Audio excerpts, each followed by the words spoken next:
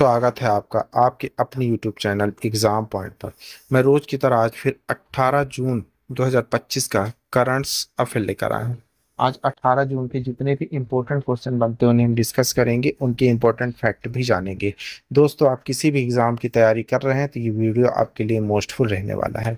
इस वीडियो के लास्ट में हमने आपके लिए एक क्वेश्चन रखा है जिसका आंसर आप लोग को कमेंट्स बॉक्स में देना है। आइए शुरू करते हैं। पहले नंबर का क्वेश्चन देखते हैं। पहले नंबर का क्वेश्चन देख लेते हैं।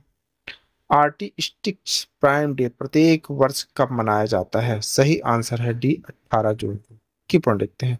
आर्टिस्टिक प्राइम डे प्रत्येक 18 जून को मनाया जा रहा है। आस्टिक प्राइम आस्टिडिक के पीड़ितों के लिए गौरव के महत्व की पहचान करता है और इसे एक बीमारी नहीं बल्कि एक अंतर के रूप में दर्शाता है। आर्टिस्ट सामाजिक दुर्बलताओं, संचार में कठिनाइयों, व्यवहार के प्रतिबंधात्मक दोहराव के पैटर्न की विशेषता वाला जटिल न्यूरो डेवलपमेंट विकार है। आइए दूसरे नंबर का क्वेश्चन देखें।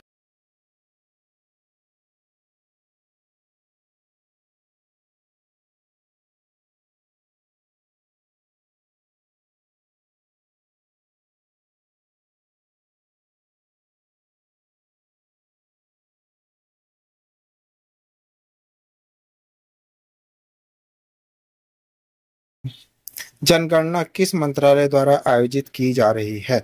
सही आंसर है बी, गृह मंत्रालय के द्वारा।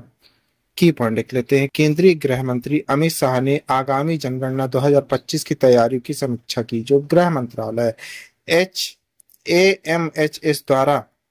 एमएचए द्वारा 16 जून 2025 को औपचारिक अधिसूचना जारी होने के बाद शुरू होने वाला 2 चरणीय कार्य राष्ट्रीय कार्य है। कोविड-19 महामारी के कारण विलंबित दशकीय जनगणना में अब डिजिटल डेटा संग्रह, स्वगणना विकल्प और पहली बार जाति गणना की सुविधा होगी, जो 1 मार्च 2027 तक पूरी होगी।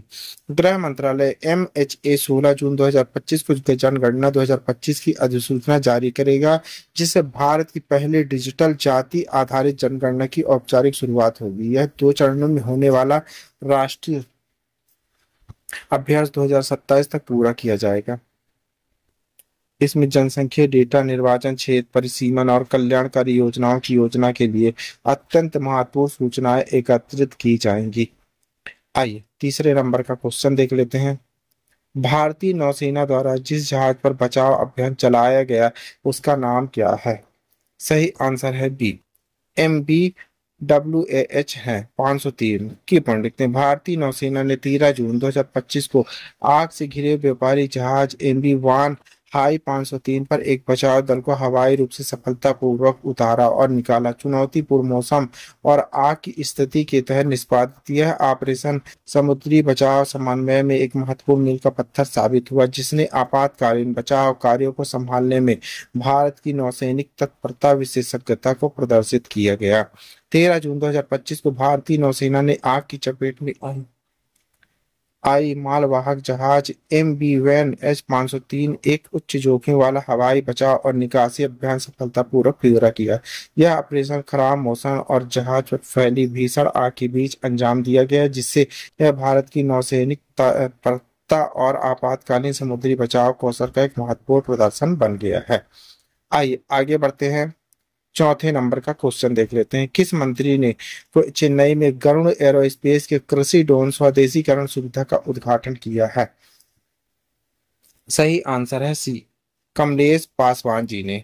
की पॉइंट लिखते हैं। केंद्रीय ग्रामीण विकास राज्य मंत्री कमलेश पासवान ने 14 जून 2025 को चेन्नई में गरुड़ एरोस्पेस की कृषि ड्रोन स्वदेशीकरण सुविधा का उद्घाटन किया।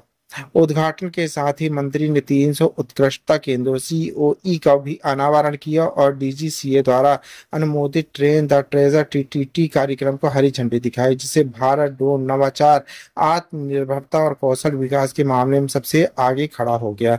यह पहले प्रधानमंत्री नरेंद्र मोदी के 2030 तक भारत को वैश्विक ड्रोन हब में बदलने के सपने को पूरा करने की दिशा में एक महत्वपूर्ण कदम है।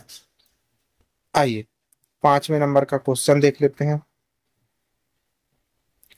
हेल्प एज इंडिया द्वारा अंतर पीढ़ी संबंधों पर जारी रिपोर्ट का शीर्षक क्या है? अध्ययन में गैर महानगरों में मजबूत अंतर पीढ़ी संबंध पाए जाते हैं। सही आंसर है बी, INBO रिपोर्ट।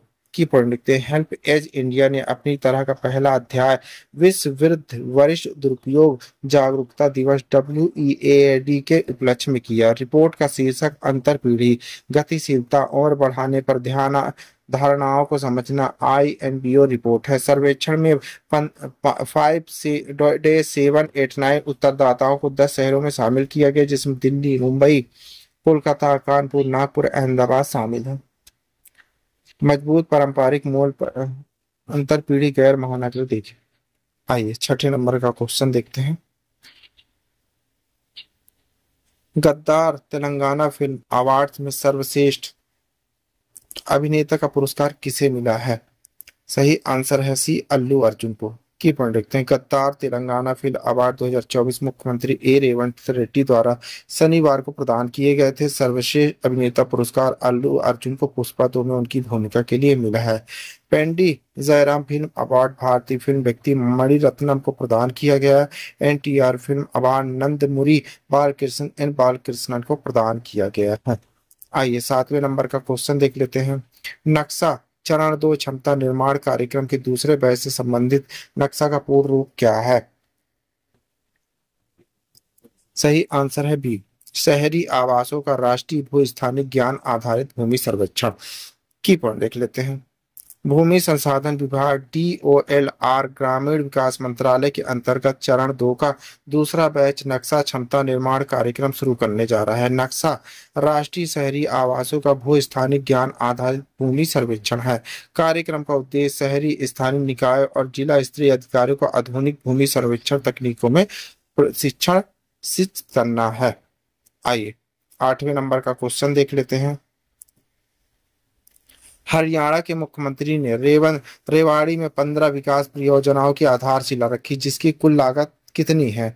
सही आंसर है ए, 288.31 करोड़ रुपए। की पॉइंट लिखते 15 विकास परियोजनाएं जिनकी लागत 288.31 करोड़ रुपए हरियाणा के मुख्यमंत्री नायब सिंह सैनी द्वारा रेवाड़ी में शुरू की गई। 8 परियोजनाओं का उद्घाटन किया गया, जिसकी लागत 193.94 करोड़ रुपए है। 7 परियोजनाओं की आधारशिला रखी गई, जिसकी लागत 94.37 करोड़ रुपए है। भगवानपुर क्षेत्रफल 9 एकड़ 7 कनाल में जल भंडारण टैंक के लिए 50.58 करोड़ रुपए की घोषणा की गई है। आइए 9वें नंबर का क्वेश्चन देख लेते हैं। यजिक हेलंग ने दक्षिण एशियाई बॉडी बिल्डिंग और फिजिक्स स्पोर्ट चैंपियन में स्वर्ण पदक जीता। वह किस भारतीय राज्य से है? सही आंसर है ए, अरुणाचल प्रदेश से। की पॉइंट देखते हैं। यजिक हिंगल ने स्वर्ण पदक 15वें दक्षिण एशियाई बॉडी बिल्डिंग और फिजिक्स स्पोर्ट चैंपियनशिप में 2025 में जीता। यह आयोजन थिम्पू भूटान में आयोजित किया गया था। उन्हें प्रथम स्थान महिला मॉडल फिजिक्स 155 सेंटीमीटर श्रेणी में प्राप्त किया गया। यजिक अरुणाचल प्रदेश से हैं और राज्य की पहली महिला फिजिक्स स्पोर्ट एथलीट है जिन्होंने अंतरराष्ट्रीय स्वर्ण पदक जीत लिया है। आइए 10वें नंबर का क्वेश्चन देख लेते हैं। पुरुष युगल में मानव मनुष्य की जोड़ी WTT कंटेनर स्कोपचे 2025 में उपविजेता रही। WTT कंटेनर स्कोप कहां आयोजित किया गया था? सही आंसर है सी, उत्तर मैसेडोनिया में। की पॉइंट देखते हैं। WTT कंटेनर स्कोप 2025 भारतीय जोड़ी माना ठक्कर और मनुष शाह पुरुष युगल के फाइनल में हार गए। वे 0-3, 9-11, 7-11, 9-11 से दक्षिण कोरिया के जोंग हुन लिम और जून सुंग ओन से हार गए। यह मानव और मनुष्य का कंटेंडर स्तर पर एक जोड़ी के रूप में पहला फाइनल था। गुजरात की इस जोड़ी ने अहमदाबाद में अल्टीमेट टेबल टेनिस के पीछे छठे सीजन को विदेशी लीग प्रतिबंधों के कारण छोड़ दिया है। आइए 11वें नंबर का क्वेश्चन देख लेते हैं। सेना ने पोखरण में हाइब्रिड UAV ड्रोन रुद्राज का सफल परीक्षण किया। रुद्राज ड्रोन किस संगठन ने विकसित किया है? सही आंसर है डी, ASADL ने। की पंडित रुद्राज एक स्वदेशी हाइब्रिड VTOL ऊर्ध्वाधर उड़ान और लैंडिंग ड्रोन है, जिसे solar aerospace and defence limited SDL ने विकसित किया है। इसका सफल परीक्षण भारतीय सेना द्वारा किया गया था। इसमें हेलीकॉप्टर जैसी ऊर्ध्वाधर उड़ान और विमान जैसी लंबी दूरी की उड़ान क्षमताएं हैं। इसे सटीक निजी हमलों के डिजाइन किया गया है, जिसमें 50 किलोमीटर से अधिक की हमला सीमा और 170 किलोमीटर की कुल सीमा है। आइए आगे बढ़ते हैं। 12वें नंबर का क्वेश्चन देखते हैं। मेटा ने भारत में अपना नया प्रबंध निर्देशक प्रमुख किसे नियुक्त किया है? सही आंसर है सी, अरुण श्रीनिवास जी को। की पॉइंट लिखते हैं, मेटा ने अरुण श्रीनिवास को 1 जुलाई 2025 से प्रभावी रूप से अपना नया प्रबंध निर्देशक और भारत का प्रमुख नियुक्त किया है। वर्तमान में भारत में मेटा के विज्ञापन व्यवसाय का नेतृत्व कर रहे हैं। श्रीनिवास अब कंपनी के सबसे बड़े वैश्विक बाजारों में से एक कंपनी के समग्र व्यवसाय, नवाचार, राजस्व रणनीति की देखरेख करेंगे। उसका उत्थान शिवनाथ ठुकराल के इस्तीफे के बाद हुआ है और ऐसे समय में हुआ जब संध्या देवनाथन ने भारत और दक्षिण पूर्व एशिया में मेटा के संचालन का प्रभार संभाला है। आइए आगे बढ़ते हैं, 13 नंबर का क्वेश्चन देख लेते हैं। प्रधानमंत्री नरेंद्र मोदी को किस देश की ऐतिहासिक यात्रा की जो पिछले 20 वर्षों में किसी भारतीय प्रधानमंत्री द्वारा पहली यात्रा है? सही आंसर है सी, साइप्रस। की पॉइंट, प्रधानमंत्री नरेंद्र मोदी 15 जून 2025 को साइप्रस पहुंचे, जो 20 से अधिक वर्षों में किसी भारतीय प्रधानमंत्री द्वारा इस द्वीप राष्ट्र की पहली यात्रा है। यह यात्रा जो कनाडा और क्रोएशिया सहित 3 देशों की यात्रा का हिस्सा है, तुर्की और पाकिस्तान के बीच बढ़ते संबंधों के बीच प्रमुख भू राजनयिक महत्व रखती है। मोदी इस यात्रा को यूरोप, भूमध्य सागर में भारत की भागीदारी को गहरा करने, तुर्की की क्षेत्रीय प्रमुखता का प्रतिकार करने और एक विश्वसनीय सहयोग के साथ द्विपक्षीय सहयोग को मजबूत करने के प्रयास के रूप में देखा जा रहा है। आइए 14 नंबर का क्वेश्चन देख लेते हैं। फीफा वर्ल्ड कप की मेजबानी किस देश द्वारा की जा रही है? सही आंसर है सी, संयुक्त राज्य अमेरिका के द्वारा। की पॉइंट, फीफा क्लब विश्व कप 2025 इस साल गर्मियों में संयुक्त राज्य अमेरिका में आयोजित होने वाला, जिसमें दुनिया भर की 32 शीर्ष क्लब टीमें विस्तारित व्यावसायिक रूप से महत्वाकांक्षी प्रारूप में भाग लेंगी। 11 प्रमुख शहरों में पहले मैचों के साथ ही यह नया टूर्नामेंट राष्ट्रीय टीम पुरुष कप पैमाने को दर्शाता है, जो इसे वैश्विक क्लब फुटबॉल इतिहास में सबसे बड़े प्रयोगों में से एक बनाता है। फीफा ने क्लब वर्ल्ड कप के प्रारूप में ऐतिहासिक बदलाव करते हुए इसे 7 टीमों से बढ़ाकर 32 टीमों का टूर्नामेंट बना दिया। यह टूर्नामेंट पहली बार संयुक्त राज्य अमेरिका में आयोजित हो रहा है। इसे राष्ट्रीय टीम वर्ल्ड कप की तर्ज पर व्यावसायिक खेल संबंधी प्रयोग माना जा रहा है। यह आयोजन फीफा वर्ल्ड कप 2026 से पहले अमेरिका की मेजबानी क्षमताओं की एक झलक की पेश करेगा। आइए लास्ट क्वेश्चन देख लेते हैं, 15 नंबर। अमिताभ कांत ने किस पद से इस्तीफा देकर अपने 45 वर्षीय सार्वजनिक सेवक करियर का समापन कर दिया है? सही आंसर है सी, भारत के G20 शेरपा। की पंडित हैं, वरिष्ठ नौकरशाह सुधारवादी अमिताभ कांत ने भारत के G20 शेरपा के पद से आधिकारिक तौर पर इस्तीफा दे दिया, जिससे सार्वजनिक सेवा में उनके 45 साल के उल्लेखनीय करियर का समापन हो गया है। अधिकारी कांत को भारत द्वारा G20 प्रेसिडेंटी संभाले कुछ महीने पहले जुलाई 2022 में भारत की G20 शेरपा के रूप में नियुक्त किया गया था। लिंक्डइन पर मई न्यू जर्सी शीर्षक पोस्ट उन्होंने अपने इस्तीफे की घोषणा की। भारत के परिवर्तनकारी विकास एजेंडे में महत्वपूर्ण भूमिका निभाने, देश की G20 अध्यक्षता के दौरान नेतृत्व के लिए जाने जाने वाले कांत का इस्तीफा एक प्रभावशाली नौकरशाही युग के अंत का प्रतीक है।